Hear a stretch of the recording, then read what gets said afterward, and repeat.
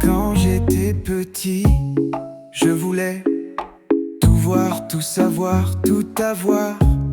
Mais lorsque j'ai grandi, j'ai compris que l'univers était infini et nos ressources définies par notre environnement, nos conditions de vie.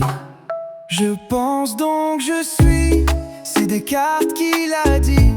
Mais je ne pense pas tout seul, car sur terre je ne suis pas le seul. C'est pourquoi il existe en français, comme dans beaucoup d'autres langues, la première personne du pluriel. Lorsque je dis nous, je parle de moi et de toutes celles et ceux qui sont avec moi. Il y a d'abord toi et vous, au singulier et au pluriel.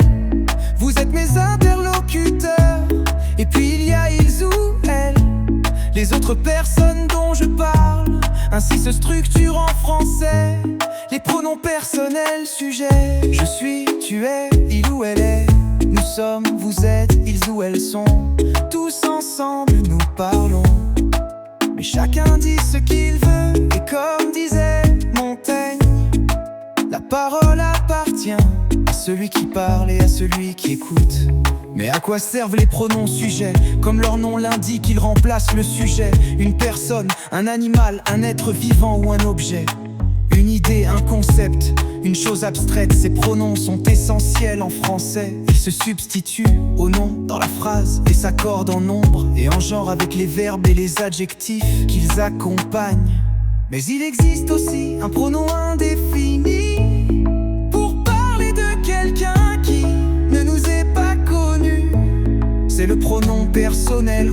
On frappe à la porte, le téléphone sonne, on m'appelle, on se réfère aussi à un ensemble de personnes. En France, on mange beaucoup de fromage et sert à exprimer des généralités. On n'est jamais si bien servi que par soi-même, mais très souvent on est utilisé pour dire nous, qu'est-ce qu'on fait ce soir?